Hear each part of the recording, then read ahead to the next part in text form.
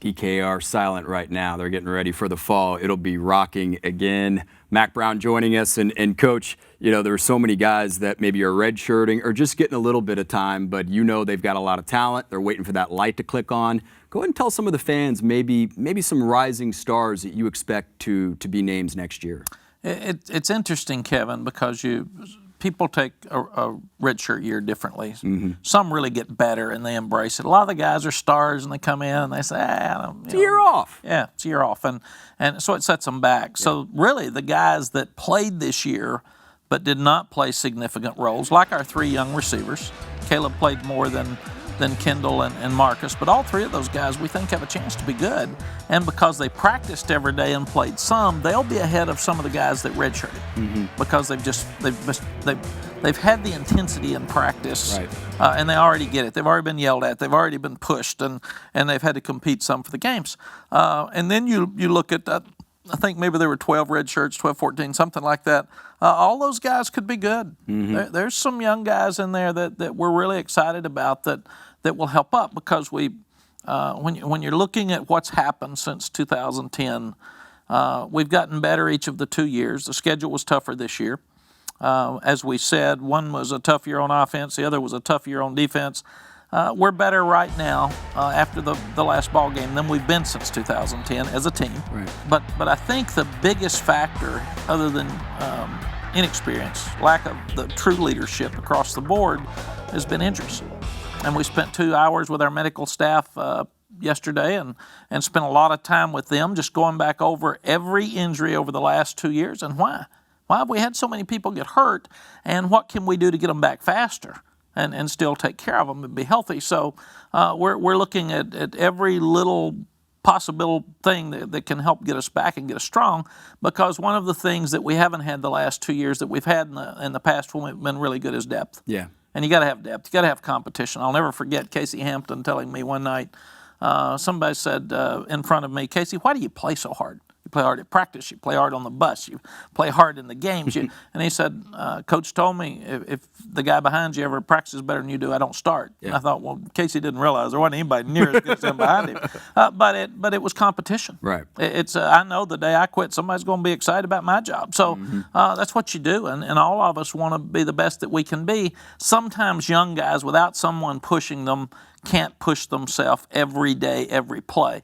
And I think we'll have that this spring, and that's what I'm excited about. I'm excited about that competition. Well, Casey Hampton's continued to play pretty well in the NFL. You know, every Tuesday we do this Lifetime Longhorns, and it's amazing. Most of them are from your era. How many guys, Texas guys, are playing very well in the league? 3 guys I think that a lot of people are looking at after watching the Alamo Bowl: A.O., Kenny Vaccaro, and then also Marquise Goodwin. What do you think about their chances as pros? I think they'll be good. You look at Marquise, being an Olympian in track, has to send a message to the scouts. Right. It hurt him some, in my estimation, that he missed all springs, he missed all summers. So he would come on at the end of the year and do better. He's the most valuable player in the last 2 bowl games for us. So I think his speed gives the pros a chance to take him and like him and do special teams. And he's a great young man. His character is unbelievable. Work ethic's unbelievable, obviously, to be an Olympian and play college football. And maybe the best 2-sport athlete this year in the country. You look at Alex Ogford, they got to find guys that can rush the passer. Yeah. Boy, did he make some money the other night? Yeah. I mean, I think Cody Vaz would raise his hand and say, yeah, he can do that. I said you got to know him really well. Yeah, too well. In fact, Cody. you're picking him up at the end of the game.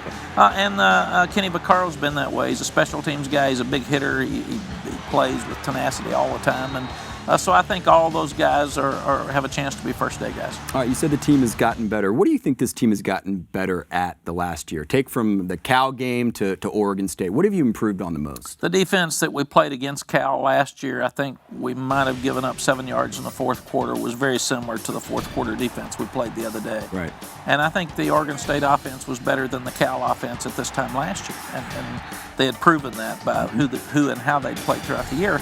We held that offense to minus 4 yards total offense in the fourth quarter, and really shut them down. We had the one hiccup where David got hit, and then we throw the interception. They scored quickly. We didn't have sudden change there as well as we would like. But some leadership started coming out in bowl practice, and I thought it showed up the other night, and I was excited about that.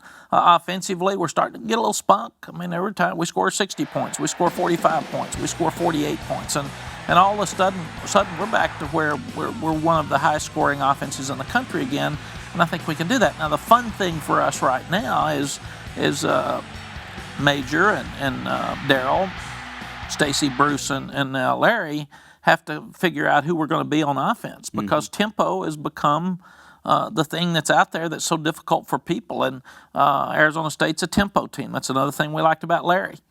He's been on some really good offensive staffs, but he will come in with some tempo ideas. So we're really looking at tempo in the spring, and that's something that'll be fun for us. I thought it changed the game the other night, and I'm a guy that sits in both sides of the meetings. The defense hates it. I mean, it's just you can't call defenses, you can't substitute.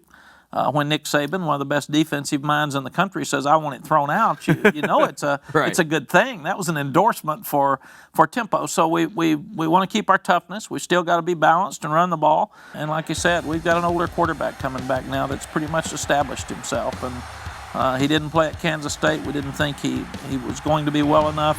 He probably wasn't well at TCU. When you go back and study it, He's such a tough young man. He's not going to tell you. That was the ribs, right? That was the ribs. And you got to be quiet about that for obvious reasons. You do. And he didn't practice the week before the game, but he said, I'm fine, I'm well. But the first play, the post is open, the first interception, and it's an underthrown ball. And then you could tell he struggled throughout the game. So probably that's on us more than him.